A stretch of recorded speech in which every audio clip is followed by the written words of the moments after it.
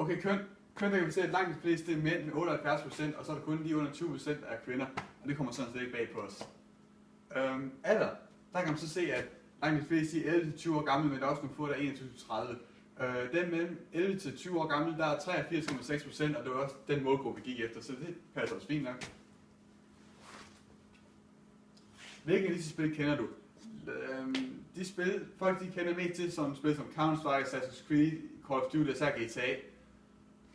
Men selvfølgelig så kender folk næsten alle spil. Ja. Nu kører vi ned.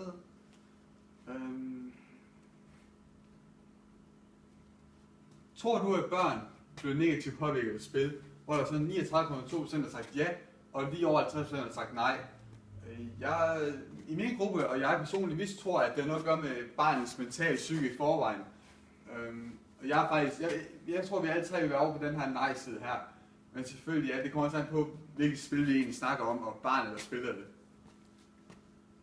Tror du, at børn kan blive positivt påvirket af spil, hvor der så er 86,7% der har sagt ja, og kun lige under 6% der har sagt nej.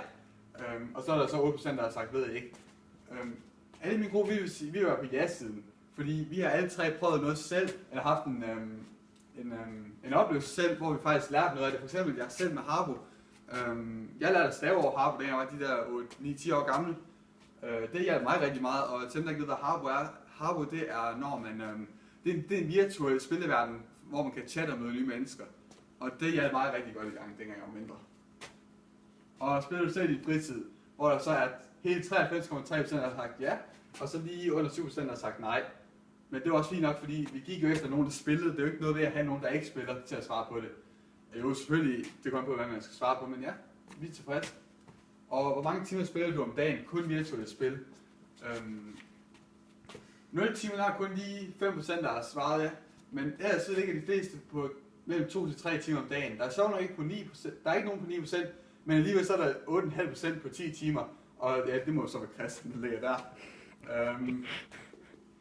Før du var for mange penge på spil i 2015, hvor så 25,5% har svaret ja, 61,2% har svaret nej, og så er der nogen, der ikke helt ved det. Jeg synes personligt selv, at jeg har brugt lidt for mange penge, men så længe man ikke selv synes det, altså det kan også sådan, at man bruger spillene til, tror jeg. Men ja, hvor mange penge har du brugt på cirka spil i 2015, hvor langt de fleste de ligger fra 2.000 kroner og så nedad. Men der er nogle få, der har brugt mere end 5.000 kroner, som jeg synes vil være meget i min verden i hvert fald. Men igen, det kommer på, hvad man selv synes, hvor mange penge man egentlig har, og hvad man gerne vil bruge dem på.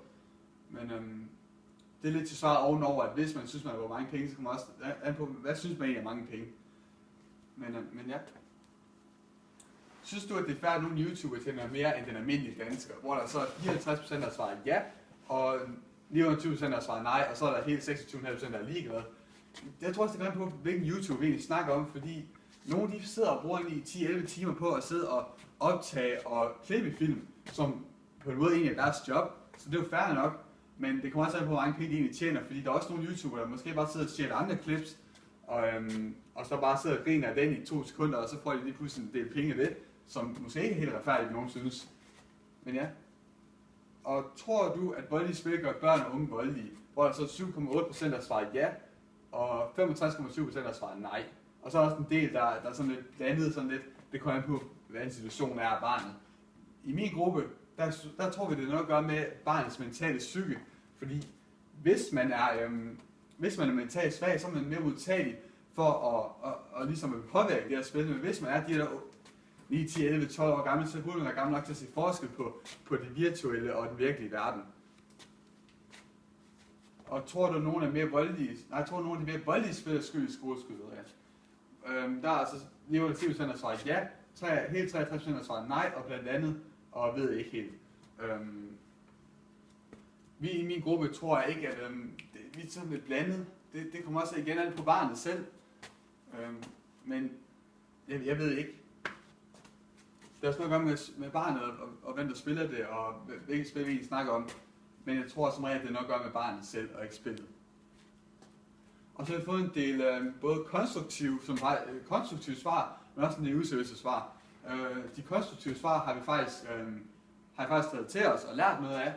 Og det er vi rigtig glade for, og vi synes faktisk, at med 166, der har svaret på det her spørgeskema, der er vi rimelig tilfredse med det, vi har fået ud af det, og vi har lært noget af det. Men ja, vi er tilfredse.